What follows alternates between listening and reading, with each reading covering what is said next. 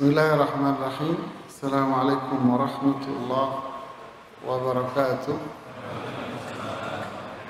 Alhamdulillah. Nahmaduhu wa nasta'inuhu wa nastaghfiruh. Wa na'udzu billahi min shururi anfusina wa min sayyiati a'malina. May yahdihillahu fala mudilla lahu wa may yudlil fala hadiya lahu.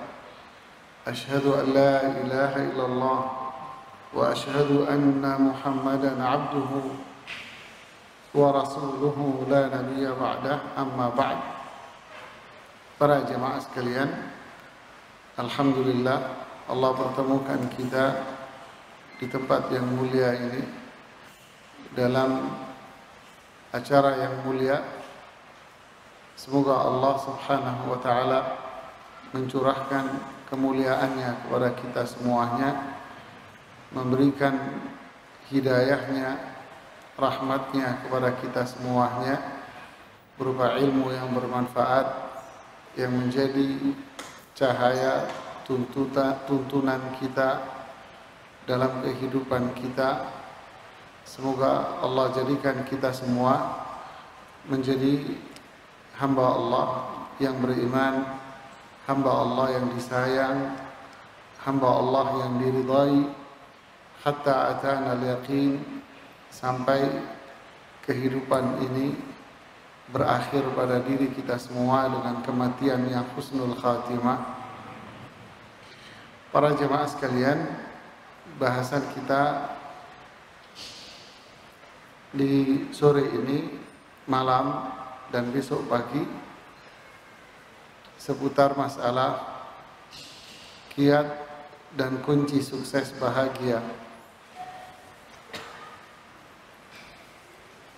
Masalah bahagia itu memang permasalahan yang diimpikan, diinginkan oleh semua orang.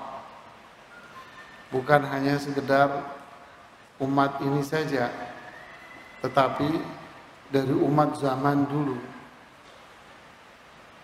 sebelum adanya mobil masih berupa keledai, dan sebelum adanya rumah dengan batu dan semen, masih berupa batu yang ditumpuk-tumpuk saja. Semua tetap mengharapkan yang namanya apa? Bahagia. Semua mengimpikan itu dan merindukannya. Apalagi di era modern saat ini. Dorongan manusia untuk mendapatkan hidup yang bahagia itu diimpikan oleh anak kecil sampai orang yang bahkan mau mati pun masih pengen hidup bahagia. Mau mati pun masih kepengen hidup bahagia. Para jemaah sekalian, setan itu pasti tidak akan diam dari menggoda hamba Allah yang beriman. Mulai dari Nabi Adam alaihi salatu wassalam sampai manusia yang beriman di zaman kapanpun, setan itu adalah musuh yang nyata bagi mereka orang-orang yang beriman ini. Setan tidak tinggal diam, tidak akan membiarkan orang-orang beriman ini terus berada dalam keimanannya. Dia nggak mau, nggak sudi setan ini membiarkan orang-orang ini terus berada dalam keimanannya. La ughwiyannahum ajma'in, saya akan sesatkan semua manusia ini. Saya akan sesatkan semuanya. Kenapa? Karena setan mencari CS. Setan mencari teman. Ketika Allah mengusir setan dari surga, dan memasukkannya ke dalam neraka, maka setan mencari teman. Sehingga itulah janjinya, la ughwiyannahum ajma'in.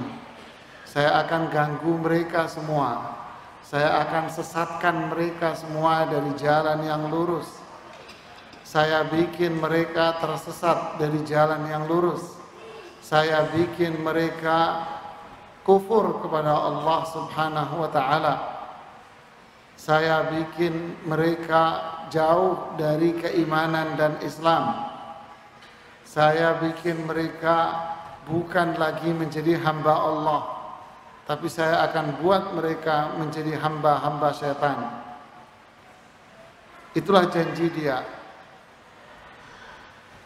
Zaman semakin berkembang, apa yang dijanjikan oleh setan itu, apa yang diinginkan oleh setan itu, ternyata sudah banyak terlihat. Yadrusul Islamu kama yadrusu wasyuthaw. Islam ini akan hilang dan pudar sebagaimana corak baju kita ini akan hilang dan pudar warnanya. Dulu pertama kali kita beli, bagus sekali bajunya, keren bajunya. Tapi lama-kelamaan bajunya akan hilang dan pudar. Fala yadri ma salatun wala siyamun wala sadaqatun wala nusuk. Manusia sudah tak kenal lagi salat yang benar seperti apa, puasa yang benar seperti apa, dan mereka tak lagi menjadi hamba Allah yang gemar bersedekah, tak lagi tahu bagaimana tuntunan haji yang benar. Mereka tak lagi mengenal mana yang halal dan mana yang haram. Akhirnya ucapan populer di tengah mereka, nyari yang haram saja susah, apalagi nyari yang halal. Sudahlah, jangan sok suci kamu jadi manusia. Hari gini jadi manusia yang sok suci nggak makan loh, gitu. Nggak makan kamu, nggak bisa kaya kamu. Begitulah bisikan-bisikan syaitan yang berhasil mempengaruhi teman-temannya sehingga mereka akhirnya menjadi setan-setan dari kalangan manusia. Pada akhirnya manusia pun terjebak di dalam sebuah lingkaran setan, yaitu menilai kebahagiaan itu adalah dengan sesuatu yang gemerlap dipandang oleh mata, yaitu dunia. Memang manusia itu suka sama dunia. Disinilah setan membuat bisikannya. Disinilah setan membuat perangkap dan jaring-jaringnya. Setan memanfaatkan itu. Setan menjadikan manusia terjebak di dalamnya, sehingga manusia dibuat menjadi budak-budak dari dunia. Akhirnya orang tua pun bilang sama anaknya yang masih kecil, "Nak, kalau gede mau jadi apa?" Jawabannya apa?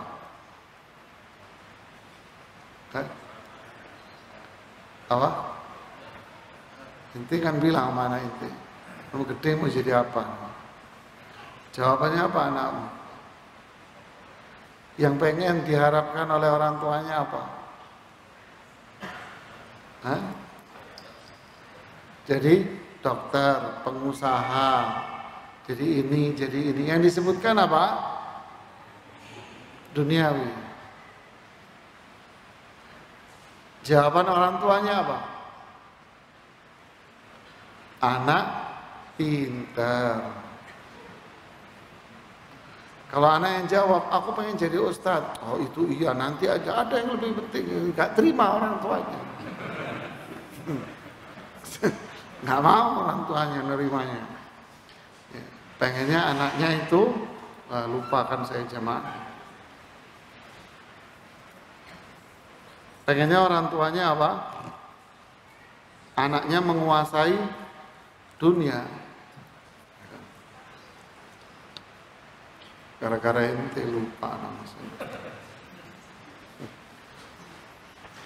Jadi itulah fenomena yang terjadi akhirnya. Rasulullah SAW bercerita, lam yatakallam fil mahdi illa thalath. Bayi yang bisa ngomong itu cuma 3. Emang ada bayi ngomong? Nggak ada. Bayi yang ngomong cuma 3. Salah satunya bayi, kata Rasulullah SAW, cerita di zaman Rasulullah SAW diutus jadi Nabi dan Rasul, ada seorang bayi yang digendong sama ibunya. Bayi. Tiba-tiba si ibu ini melihat seorang laki-laki berpenampilan oke, pakaiannya bagus, rapi, bersih, kendaraannya bagus. Tentu yang dimaksud kendaraan di sini waktu itu apa? Kuda.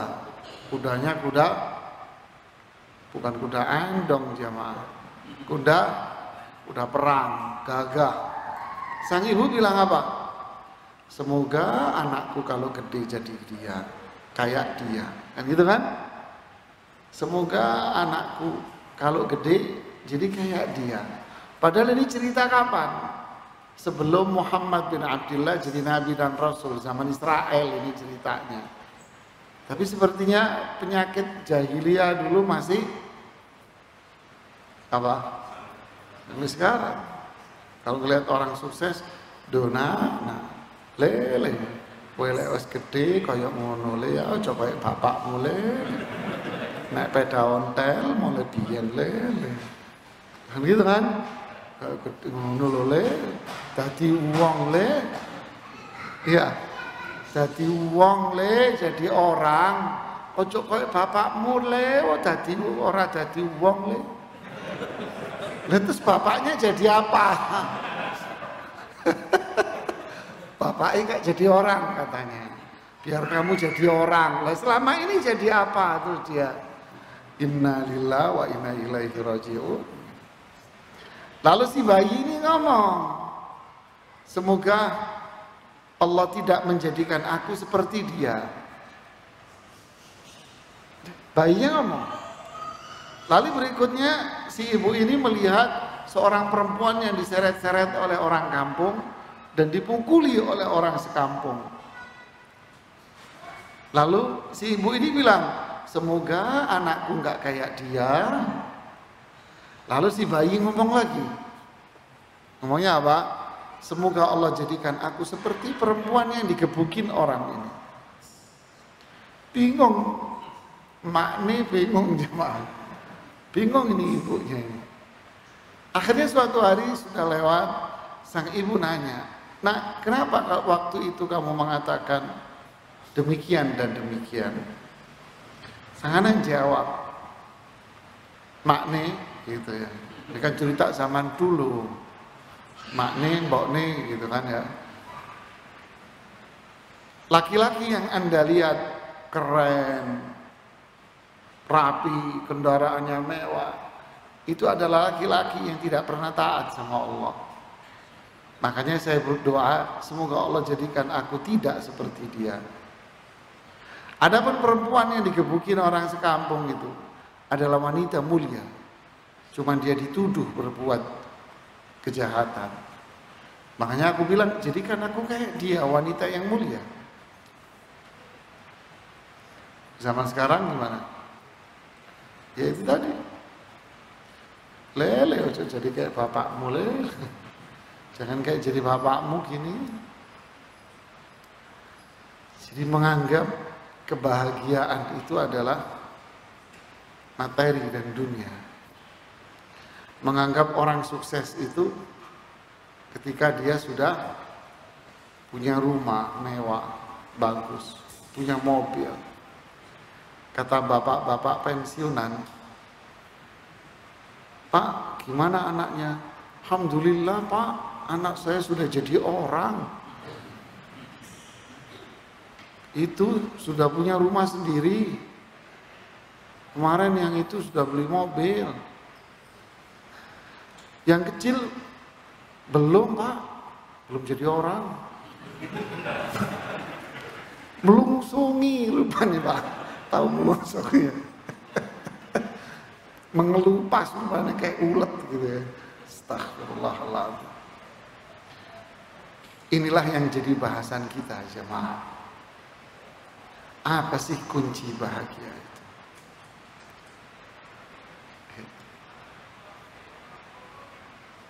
Secara umum, kalau kita lihat di Al-Quran, hadis, kehidupan Rasulullah, para sahabat, kita akan dapati bahwa tidak ada satupun yang mengatakan, Allah berfirman, Rasulullah bersabda, para sahabat mencontohkan, tidak ada satupun mereka yang mengatakan bahwa kunci bahagia itu adalah Anda memiliki dunia, rumah, mobil mewah.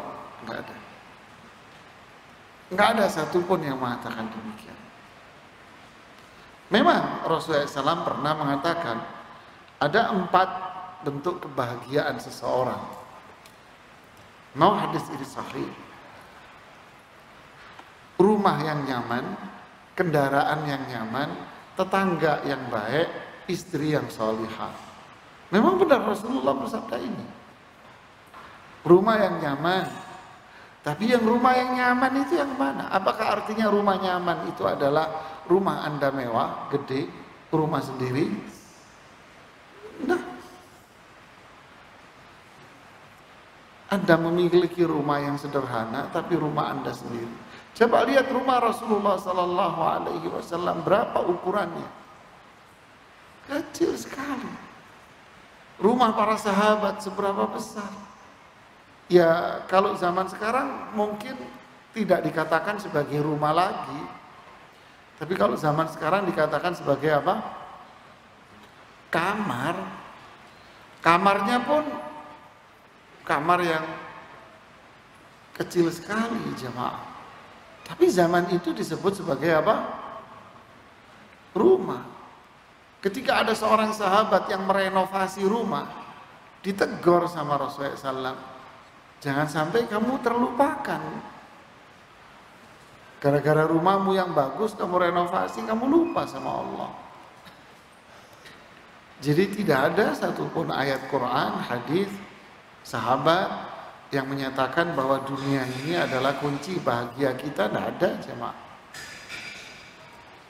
Bahkan kita akan dapati lawan dari itu semua. Lawan. Apa lawannya? Bahkan Allah mengatakan dunia ini, kekayaan dunia ini fitnah. Fitnah itu apa? Keburukan. Bisa memalingkan seseorang dari jalan yang benar. Ini keburukan ini. Kemudian di ayat yang lain disebutkan bahwa harta ini adalah adu, musuh. Disebut fitnah, keburukan, bisa menjauhkan orang dari jalan Allah. Disebut pula yang kedua sebagai apa? Musuh. Aduwwan lakum. Innama amwalukum wa auladukum aduwwan lakum fahdharuhum. Anak-anakmu, hartamu itu musuh, hati-hati kamu. Justru malah itu. Bahkan Rasulullah SAW pun menyebutkan yang ketiga dalam hadis, harta ini apa? Harta ini ibarat bangkai.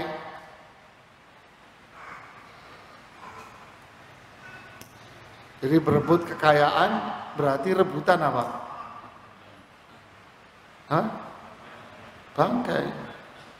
Kalau istilah kita orang Jawa Timuran, rebutan letongi sapi ya mah. Tahu letong sapi kan? Ya, tapi kalau orang luar Jawa nggak ngerti itu, yang ngelihat di luar sana kotoran, kan kotoran.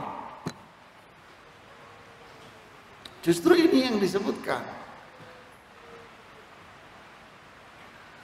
Inilah jemaah. Saya hanya ingin memberikan satu kesimpulan bahwa kunci kebahagiaan itu bukan harta. bukan harta. Tapi apa kunci kebahagiaan? Nah, ini yang mau saya bahas di sini. Paham sampai sini? Yang ngantuk habis macul, Mas. Ente siapa namanya? Iya, yang ngantuk. Halo, assalamualaikum. Ente. Iya. Kamu. Masmu. Iya, yang goyang-goyang. Lo nengok. Ente yang nengok. Iya. Ente siapa namanya? Sama? Pohon. Wahono. Wahono, ente duduk di depan Wahono, ente tak kasih hadiah. Ini hadiah. Ini hadiah ya Wahono. Ente duduk di depan Anas ini, nanti tak kasih hadiah ini Wahono. Enggak, jangan duduk di situ Wahono. Nanti jadi pohon nanti di sini. Ta'al. Sini dulu. Nah, kan ngantuknya hilang jamaah.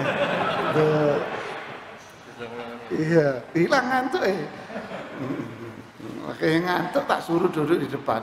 Ngantuk mana yang ana ambilin kursi itu nyemping nemenin aku.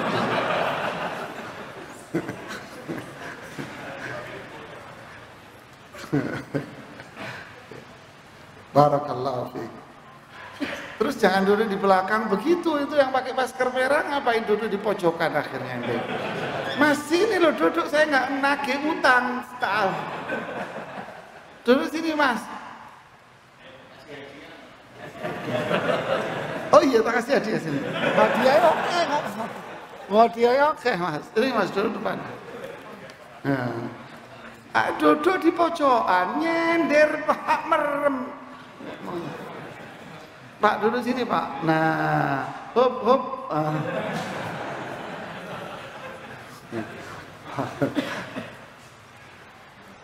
Imam Ibnu Qayyim menyajikan kepada kita kunci-kunci kebahagiaan buat kita. Saya akan bahas dari poin-poin saja. Yang pertama adalah syukur kepada Allah. Mas jangan duduk di pintu, nanti kesambet Mas. Di sini loh di depan. Nah, oh baru datang enak aja. Ya. Yang pertama apa? Bersyukur kepada Allah. Oke, syukur ini kaitannya dengan apa? Nikmat. Nikmat apa Mas?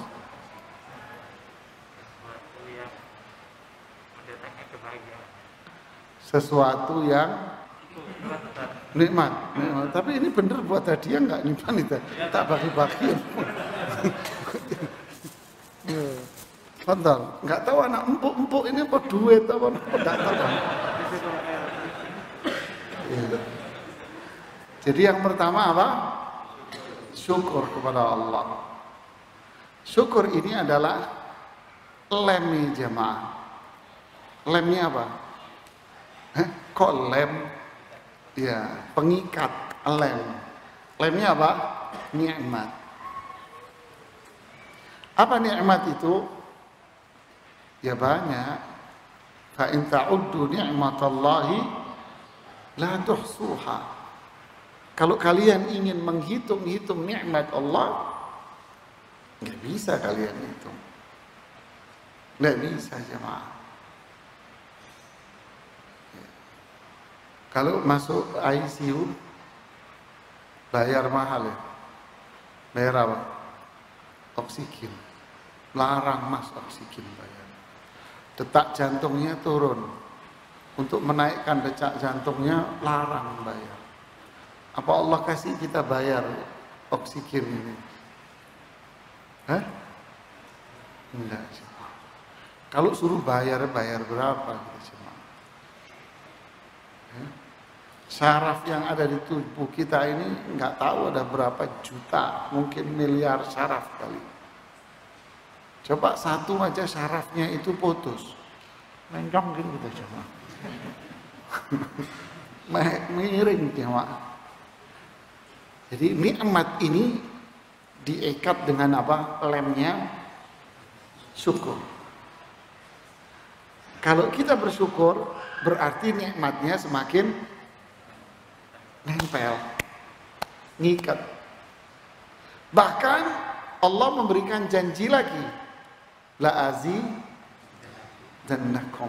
Nanti ditambah, syukur lagi nempel lagi, ditambah lagi, nempel lagi, begitulah jemaah. Wa syukru, dan syukur itu bisa dilakukan dengan 3 cara.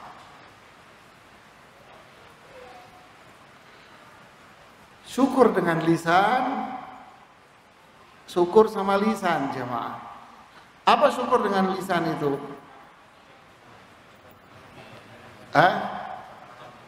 Membicarakannya. Alhamdulillah Allah memberikan kita nikmat ini, sehat, nikmat iman. Alhamdulillah Allah kasih nikmat kita Islam. Alhamdulillah Allah kasih kita nikmat ilmu apa? Quran, hadis sesuai dengan pemahaman yang benar. Allah kasih nikmat kita belajar, Allah kasih nikmat kita beramal saleh, terus Allah kasih nikmat duniawi. Alhamdulillah, memuji Allah, bersyukur dengan cara memuji, berzikir kepada Allah.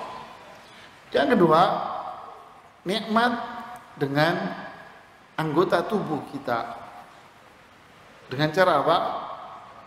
Berbuat baik sama Allah. Anda bekerja di satu perusahaan atau sama orang. Majikan Anda ini ngasih gaji, ngasih uang makan, transport, bonus, sakit. Istri Anda hamil, dikasih santunan, lahiran dikasih santunan, mau kawin lagi juga dikawinin. Umpamanya. Gitu ya, baik sekali Mas. Ya, dan kadang Anda disangoni, ya, apa disangoni itu bahasa Indonesia-nya? Dikasih uang saku tambahan, baik kan? Kira-kira kalau Anda malas bekerja, orang seperti ini gimana? Dikatakan sebagai pegawai karyawan yang bagus, baik enggak? Karyawan yang apa? Pulang ajar. Ya. Begitulah. Syukur dengan anggota tubuh artinya apa? Kita berbuat baik kepada Allah dengan melakukan ketaatannya. Jangan syirik, jangan bid'ah. Menyekutukan Allah dan jangan melakukan perbuatan yang enggak disuruh. Bid'ah itu melakukan sesuatu yang enggak disuruh, yang enggak diajarkan. Kemudian syukur dengan hati. Artinya apa? Meyakini bahwa semua yang kita peroleh, kebaikan yang kita peroleh itu datangnya dari Allah, bukan keringat saya, bukan jerih payah saya, bukan kepandaian saya, bukan kepintaran saya, bukan saya, bukan. Semua yang saya peroleh, kebaikan apapun yang saya dapat, itu semua datangnya dari Allah Subhanahu wa ta'ala. Ini yakin kita. Fama min ni'matin famin Allah. Tidaklah ada satu nikmat, pasti itu datangnya dari Allah. Ini namanya syukur. Orang yang bersyukur hidupnya bahagia. Lawannya apa? Kufur. Orang yang kufur hidupnya akan sengsara. Kalla innal insana li rabbih lakanud. Sungguh manusia itu lakanud, fa'ul. Itu dengan susunan kata fa'ul artinya hiperbola, banget. Sungguh manusia itu kufur banget. Apa itu kufur nikmat? Sungguh manusia ini kufur nikmat. Dan Allah tahu kalau kalian itu kufur nikmat. Akhirnya apa? Tunggu saja waktunya. Pasti Allah akan binasakan dan hancurkan dia. Sengsara hidupnya jemaah. Seberapa besar nikmat yang Allah berikan. Rumah mewah, kekayaan. Tapi kalau tidak ada rasa syukur kepada Allah, maka harta yang dia peroleh itu yakun wabalan alaih, akan jadi bencana buat dia. Maka akan muncul Qarun yang kesekian juta orang, Qarun yang semiliar kali muncul. Nah, disinilah model manusia. Dia mengira bahwa harta yang Allah berikan kepada dia yang banyak itu bertanda bahwa Allah itu sayang sama dia. Mengukur sayangnya Allah itu dengan harta yang banyak. Padahal bisa jadi apa itu? Innallaha la yumli lidzalim hatta idza akhadhahu lam yuflithu. Allah itu akan membiarkan orang-orang zalim itu beraktivitas. Allah biarkan mereka, orang zalim ini menikmati yang mereka sebut dengan kebahagiaan dunia. Dibiarkan oleh Allah. Fa idza akhadhahu lam yuflithu. Tapi ketika Allah akan mengazab dia, maka dia tidak akan bisa pergi kemana-mana. Fa aina tadhhabun? Mau kemana kalian mau pergi? Manusia tidak akan bisa lari. Kalla la wazar ila rabbika yauma idzinil mustaqar. Mau pergi kemana manusia? Mau lari kemana manusia-manusia yang kufur ini? Sungguh mereka tidak akan ada tempat kembali. Mereka semua hanyalah kembali hanya kepada Allah. Ya ayyuhal insanu innaka kadihun ila rabbika kadhan famulaqih. Hei manusia, kamu ini capek di dunia. Mau secapek apapun kalian itu pasti akan bertemu sama Allah. Ingat manusia-manusia yang kufur. Allah ngasih harta kepada kalian bukan berarti Allah itu sayang. Abu Jahal dibuat kaya sama Allah. Abu Lahab dibikin kaya sama Allah. Apakah bertanda bahwa Allah sayang sama Abu Jahal dan Abu Lahab? Tidak. Apakah Allah memberikan si fulan kemiskinan? Apakah berarti Allah tidak sayang sama dia karena kemiskinannya? Bilal miskin, Ammar ibnu Yasir miskin, banyak para sahabat miskin, bahkan Ali bin Abi Thalib miskin, mau nikah tak punya uang, sehingga Abu Bakar As-Siddiq dan Umar bin Khattab yang membantu proses pernikahan Ali bin Abi Thalib dengan Fatimah. Banyak para sahabat yang miskin. Abu Ubaidah Amir bin Jarrah gubernur tapi miskin. Mu'adz ibnu Jabal sahabat yang direkomendasi oleh Allah untuk mempelajari Al-Quran miskin. Banyak sahabat miskin, tetapi mereka semua adalah sosok yang dijamin surga jemaah.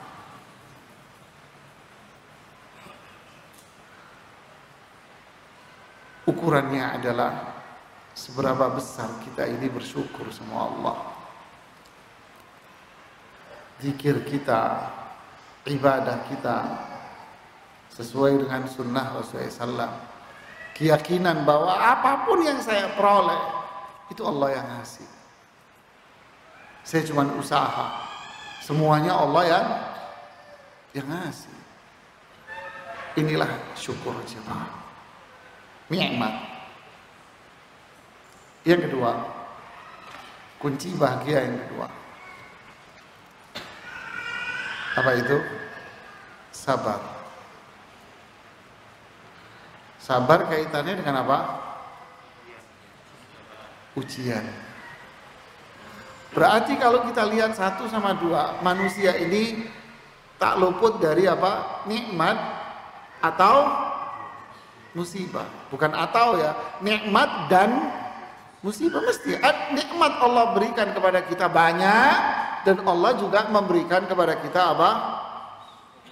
Musibah, cobaan. Ketika Allah memberikan nikmat, maka lemnya apa? Syukur. Ketika Allah memberikan kita musibah, maka tutupnya harus dibuka. Musibahnya harus diangkat. Ngangkat musibahnya pakai apa? Sabar. Angkat musibah itu pakai sabar. Sabar siapa? Kita. Ketika kita sabar, maka musibah itu akan berubah menjadi minhah. Mihnah berubah menjadi minhah. Apa bedanya? Mihnah itu musibah, minhah itu hadiah. Hampir sama ya kata-katanya. Mihnah sama minhah. Inqalabatil mihanu ilal minah. Cobaan itu akan berubah menjadi hadiah, pemberian. Dengan apa? Musibah itu akan berubah menjadi sebuah berlian. Berubah menjadi sebuah nikmat yang tak terhingga. Apa yang bisa merubahnya? Sabar, jemaah. Sabar. Kenapa bisa demikian?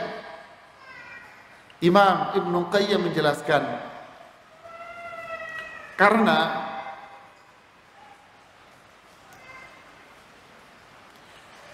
ibadah itu, pahami ini jemaah, ini penting ini. Karena lu ada mas ngantuk pak, lu bapak selonjor, yo ngantuk. Lu orang nengok, Pak, sampean duduk di sini, Pak. Iya, sampean. Iya. Monggo, Pak. Nih.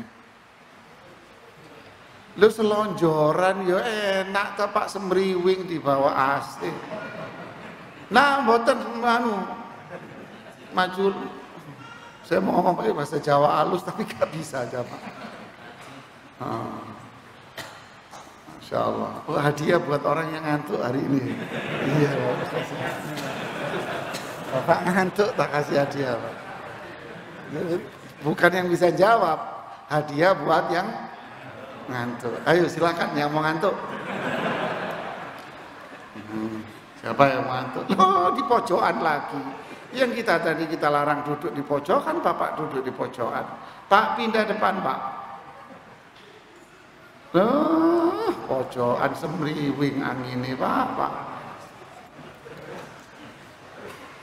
Terus pun. Ya. Tadi apa tadi saya ngomong apa tadi cuma? Ya. Jadi ibadah yang Allah syariatkan kepada kita itu bukan saja melakukan ibadah itu di saat senang, jemaah. Kita ibadah di saat kita senang. Tapi ibadah itu juga dilakukan di saat kita dalam kondisi susah. Jangan dianggap ibadah itu kalau senang aja. Kalau susah terus gak ibadah. Enggak ada, jemaah. Semua itu adalah apa? Ibadah. Ibadah fi sarra wa dharra, kata Ibnu Qayyim. Ibadah di saat kita senang dan di saat kita susah pun kita diperintahkan untuk melakukan apa? Ibadah, jemaah. Contoh, udara hari itu sangat dingin sekali. Waktu sholat tiba, kita disuruh apa? Wudu. Enak nggak wudu di saat udaranya dingin? Nggak enak, jemaah. Enggak, saya tayamum, nggak boleh, enak aja. Kalau kamu sakit baru boleh. Sehat walafiat, tapi dingin banget Ustaz, dingin. Nggak bisa, tetap wudu. Ibadah kan? Di saat enak apa di saat susah? Sholat, sakit. Udah kalau sakit Allah Maha tahu deh, dimaafin kalau nggak sholat. Iya deh, kalau kamu nggak sholat nanti dipanggil sama Allah. Nanti Allah nanya, kamu dipanggil sama Allah, Mas, kenapa nggak sholat? Gitu ya. Kalau kamu sholat, nanti yang manggil siapa? Dokter, sembuh Mas. Jadi sakit keras, tetap disuruh sholat nggak? Sholat. Enak? Apa itu musibah? Kan musibah.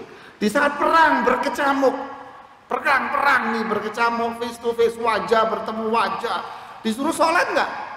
Sholat, namanya sholat khauf. Sholat di saat perang, Pak. Jadi ibadah ini berlangsung baik di saat kita dalam kondisi senang maupun di saat kita dalam kondisi apa? Susah, musibah. Ini indahnya Islam. Saat itulah sabar itu menjadi ibadah yang paling mulia di kondisi musibah itu tiba. Kasih contoh Mas, Anda lagi nggak enak badan. Nah, saya biasa minum jamu Mas. Ya udah nih tak beliin jamu. Datanglah si ibu jamu yang jualan jamu. Saya sakit ini Bu, nggak enak badan. Oh minum jamu yang ini. Kalian dikasih jamu yang warnanya hitam. Hitam. Jamu apa ini Mas? Bu, tukang jamu jawab apa? Enak, seger Mas. Kan gitu kan? Seger. Serius Bu, serius, seger ini jamu, seger. Ya pahit dikit. Bapak minum. Broto wali Mas. Broto wali Bapak minum. Jaminan mutu nyengir Anda. Mencong mulutmu Mas. Budek kuping kita akhirnya Mas. Minum. Nggak enak kan? Nggak enak. Tapi Anda mau minum? Mau. Saya mau minum Pak. Kenapa Anda mau minum?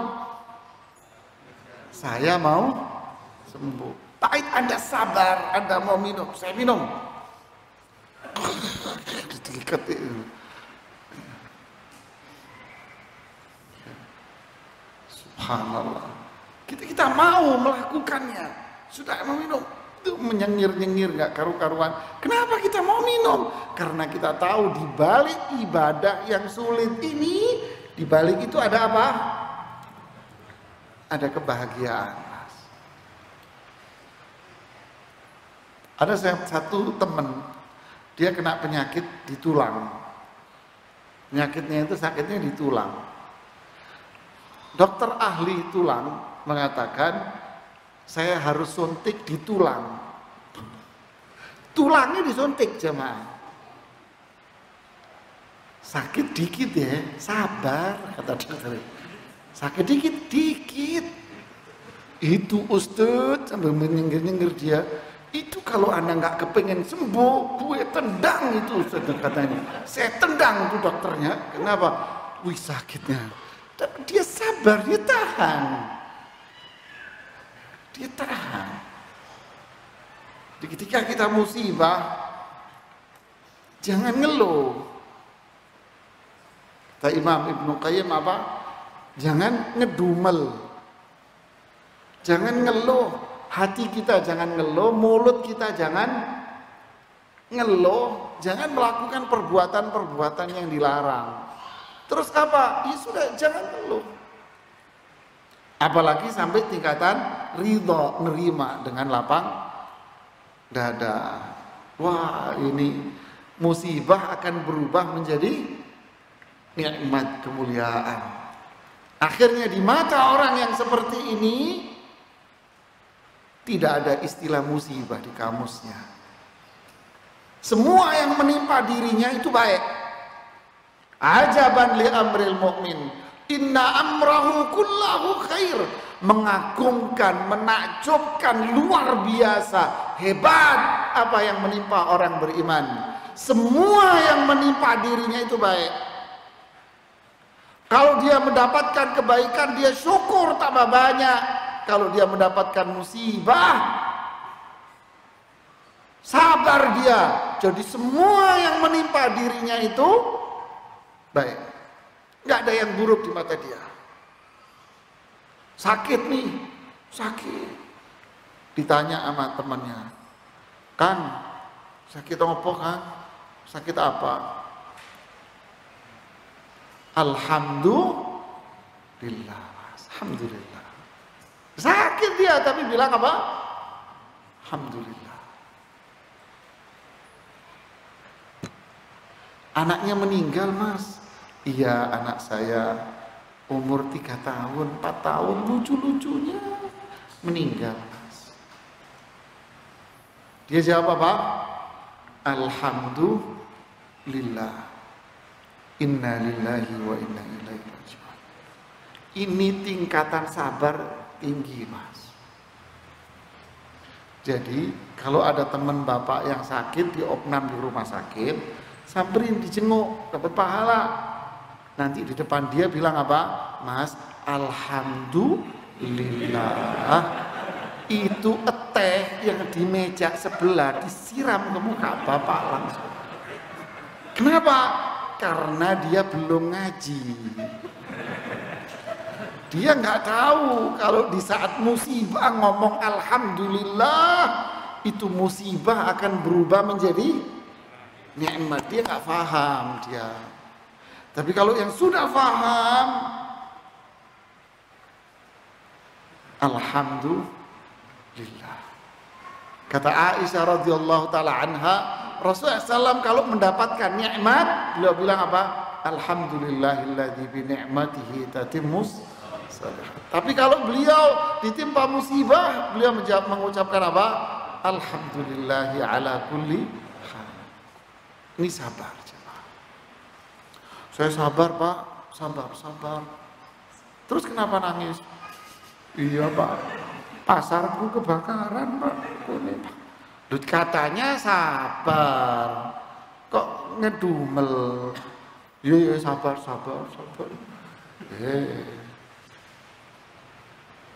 Mas, pasarnya kebakaran, tokonya ya? Iya, Pak. Alhamdulillah. Sarap lu kebakaran, itu kata orang. Biarin aja, kan gitu kan? Ya sudah, inilah kunci bahagia. Jadi bagi orang yang seperti ini, tidak ada yang namanya di mata dia, kamus dia tidak ada musibah. Kenapa? Semua akan cepat berubah menjadi nikmat. Inilah jemaah kuncinya. Jadi sabar itu jangan ngeluh, tapi apa? Ridho. Jadi kalau suami Anda kawin lagi, apa? Sabar, Bu, sabar. Jangan ngeluh, ridho.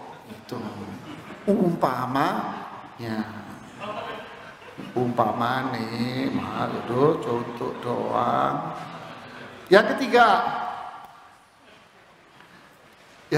apa? Taubat. Kunci sabar, taubat. Saya bacakan ungkapan Imam Ibnu Qayyim. Saya bacain dulu, nanti kalau mau dicatat. Ini ungkapan luar biasa. Bila bilang gini, "Idza aradallahu bi'abdihi khairan, fataha lahu baban min abwabi taubah."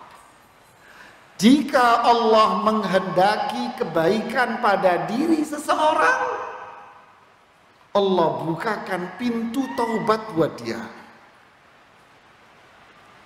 Allah Akbar. Jika Allah menghendaki kebaikan pada diri seseorang, Allah bukakan pintu dari pintu-pintu taubat buat dia.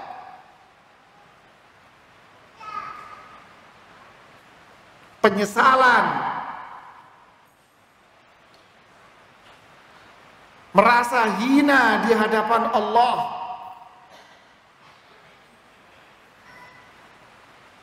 dan memohon ampun, meminta pertolongan, mohon ampun kepada Allah agar Allah mengampuni semua dosa dia. Ini kunci bahagia jemaah. Tandanya apa? Ini tanda kalau Allah sayang sama dia. Yaitu apa? Allah jadikan dia bertobat.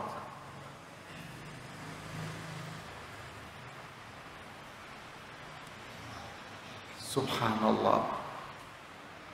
Akhirnya dengan taubatnya dia itu, dia ingin menjadi hamba Allah yang terbaik. Dia mulai mendekatkan diri kepada Allah. Dia mendekatkan diri kepada Allah dengan ketaatan-ketaatan. Akhirnya hamba ini memiliki dua kekuatan dalam jiwanya. Kekuatan apa jemaah? Kekuatan untuk apa? Kalau orang karate itu punya dua kekuatan. Kekuatan apa? Bertahan dari serangan musuh. Sama. Yang kedua, kekuatan untuk maju. Oh ini haram. Enggak mau saya berbuat dosa lagi. Enggak mau saya berbuat dosa. Tobat, kapok mas. Dosa mas, bahaya. Saya takut sama Allah. Saya takut azab Allah. Kita ini manusia hina kalau kita terus berbuat dosa kepada Allah. Enggak mau dia punya kekuatan. Saya mau menjadi hamba Allah yang mulia karena inna akramakum indallahi atqakum. Saya mau ingin mulia di hadapan Allah dengan ketakwaan. Maksiat kehinaan, kekufuran kehinaan, syirik kehinaan, kenistaan. Saya nggak mau. Saya ingin menjadi hamba Allah yang mulia. Sehingga dia menjadi hamba Allah yang selalu mengoreksi dirinya sendiri. Dia tidak mau sibuk mengoreksi kesalahan orang. Dia akan sibuk koreksi dirinya sendiri. Saya hamba yang miskin, saya hamba yang hina. Di hadapan Allah saya hamba yang hina, miskin, saya nggak ada apa-apa. Saya ingin menjadi hamba yang mulia di hadapan Allah. Saya belum berbuat ketaatan. Inilah namanya taubat. Ini manusia yang mulia. Ini manusia yang bahagia. Walaupun hartanya dia dikit, tapi dialah manusia yang bahagia, Pak. Allah kasih kebahagiaan karena taubat itu adalah cahaya. Berarti hatinya dipenuhi dengan apa? Cahaya. Maksiat itu berarti apa? Sampah, kotor, bangkai, jorok. Berarti kalau banyak maksiat, berarti jiwanya dipenuhi dengan apa? Maksiat, kotor, bangkai. Manusia yang bau. Walaupun dia wangi dengan pewangian yang mahal, tapi sebetulnya jiwanya adalah jiwa yang kotor. Tapi manusia yang beriman adalah manusia yang bersih, suci. Mukmin. Qad aflaha man zakkaha. Qad aflaha man tazakka. Wa dzakara asma rabbih fasalla. Allahu akbar. Suci jiwanya, nafsun zakiyah, nafsun mutmainnah, jiwa bersih. Ya ayyuhan nafs, ya ayyatuhan nafsul mutmainnah. Di hadis Bara bin Azib ketika rohnya dicabut, ma hadhihi rihu thayyibah. Ini yang wangi ini siapa? Jiwa orang yang beriman, rohnya. Tapi giliran yang mati ini orang kafir, orang musyrik, maksiat, ma hadhihi rihul khabithah. Ini bau busuk punya siapa ini, kata malaikat. Dia evaluasi itu terus, tobat terus. Sehingga orang yang tobat hatinya cahaya, bahagia. Subhanallah. Ada ungkapan ulama salaf begini, kata Imam Ibnu Qayyim, innal 'abda la ya'malu dzanba yadkhulu bihil jannah. Ada seorang hamba berbuat maksiat, tapi dengan maksiat yang dia lakukan, dia masuk surga.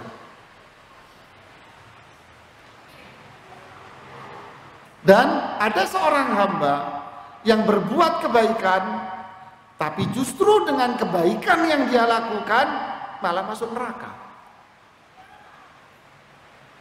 Bingung ya? Saya pertama kali baca ini bingung, kok aneh. Saya baca lagi, oh iya ya. Seorang hamba yang berbuat dosa, justru dengan perbuatan dosa dia ini Allah masukkan dia ke dalam surga. Tapi ada si fulan berbuat kebaikan, justru dengan kebaikan yang dia lakukan itu Allah masukkan dia ke dalam neraka. Siapa yang tahu jawabannya? Apa? Yang mana yang ngomong? Enggak, tadi ada sudah nyeletuk sambil takut-takut. Oh iya. Kayak gadis ditawar kawin. Siapa Pak? Kenapa? Takdir Allah. Ya iya Pak, kabeh takdir Pak. Apa sebabnya Pak?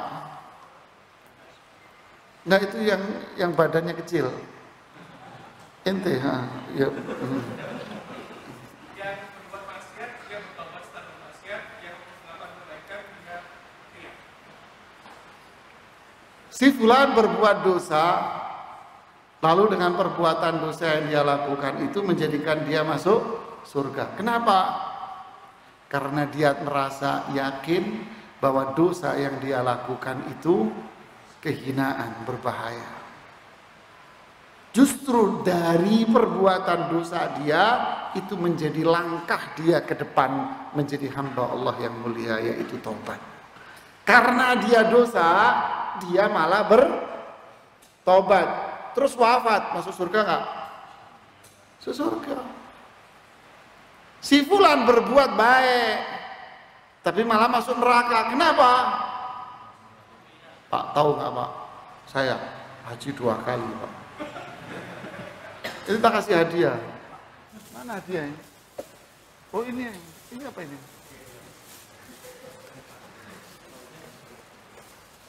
Oh mas hadiahnya apa ini mas? Tak intip ya? Wih keren. Tak. Tapi anak suruh milih. Jangan diambil semua tapi. Yang mana? Yang ini apa yang ini yang milih? Enggak mau. Ini aja. Ini aja. Ya tak kasih 2. Masya Allah. Ya.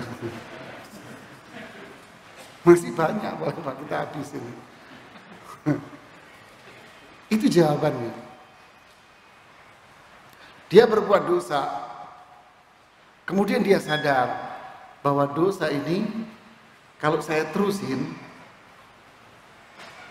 dia akan hina, saya akan hina, saya akan celaka, saya akan binasa, saya bisa masuk neraka. Saya nggak mau merubah.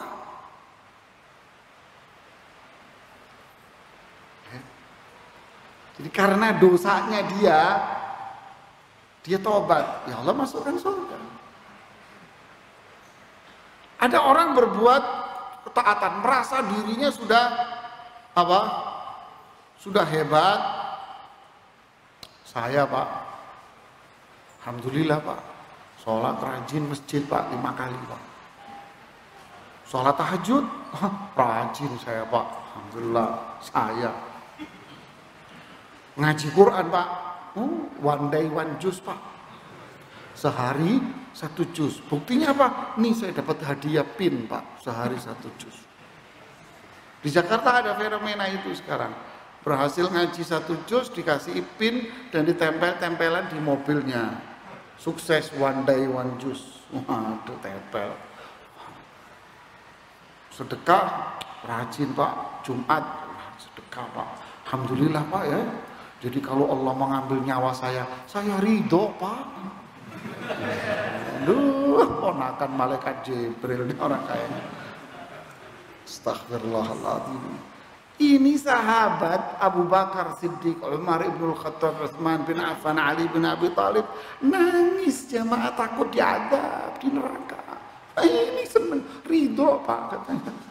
Loh, Abu Bakar Siddiq nangis waktu sakratul maut. Umar bin Khattab nangis. Pernah beliau menangis sampai 3 hari di rumahnya karena takut diadab. Utsman bin Affan nangis Pak, Ali bin Abi Thalib menangis, sahabat semua menangis takut. Adraktu 30 min ashabi Rasulullah sallallahu kulluhum yakhafuna an-nifaq ala anfusihim. Kata seorang tabi'in dalam riwayat Bukhari, saya bertemu 30 sahabat Nabi, semuanya menganggap dirinya orang munafik. Tidak ada satu sahabat yang menganggap dirinya itu seperti malaikat Mikail dan Israfil. Tidak ada yang menganggap dirinya sudah hebat, the best. Tidak ada. Kamu belum tahu ya, saya sahabat Nabi loh, jamin surga. Tidak ada jamaah. Mengenalkan. Siapa Anda? Saya Haji Abu Bakar As-Siddiq. Tidak ada jamaah. Ini baru berangkat haji, kartu namanya diganti jamaah. Haula wala quwata. Bangga. Diceritakan atas kebaikan, alman, riya, diungkit-ungkit ketaatannya kepada Allah. Kamu kan sudah saya kasih kemarin sedekah. Diungkit-ungkit kebaikannya. Kamu lupa ya? Yang ngajarin sholat kamu kan saya. Waduh, angel mas. Ini akhirnya kebaikan yang dia lakukan justru menjadikan dia masuk neraka. Bahaya. Jadi kunci kebaikan, kebahagiaan apa? Apa jemaah? Hah? Taubat. Sadari kalau kita ini senantiasa berbuat dosa. Sadari kita ini nggak bisa terlepas dari yang namanya dosa, nggak bisa. Kita setiap hari harus tobat sama Allah. Kita ini hina kalau bukan karena rahmat Allah. Kita ini butuh sama rahmat Allah. Kita sangat-sangat butuh rahmat Allah Subhanahu wa taala. Kita evaluasi terus, apakah kita ini sudah melakukan ketaatan kepada Allah atau belum? Belum kita. Sholat belum benar, sholat masih ngelamun. Nah, nanti ini kita akan bahas di antara kunci bahagia adalah berkaitan masalah sholat. Apakah kita sudah rajin puasa? Apakah kita sudah rajin sedekah? Alah Pak, penghasilan saya pas-pasan. Memang sedekah buat orang kaya. Inilah para jemaah sekalian. Saya disuruh berhenti jam 5:30. Loh kan belum saya ngomong. Iya. Saya disuruh. Iya. Saya mau kasih hadiah Bapak tapi enggak enak saya. Wis enggak jadi saya ngasih. Ya udah saya aja yang ngalah. Ya, kita tutup sampai di sini dulu, nanti kita lanjutkan habis maghrib. Ya, katanya banyak ikhwan yang berpuasa, masya Allah. Inilah nikmat. Ya, nikmat ini nikmat. Allah mudahkan untuk berpuasa. Ya, dijaga terus. Ini yang bisa saya sampaikan. Nanti kita lanjutkan di sesi yang kedua, bagian yang kedua tentang kunci bahagia. Ya, ingat, yang hari ini bicara ada berapa? Syukur, sabar, taubah. Nanti kita lanjutkan poin-poin yang lainnya. Ya, subhanakallahumma bihamdik, asyhadu an la ilaha illa anta, astaghfiruka wa atubu ilaik. Assalamualaikum warahmatullahi wabarakatuh.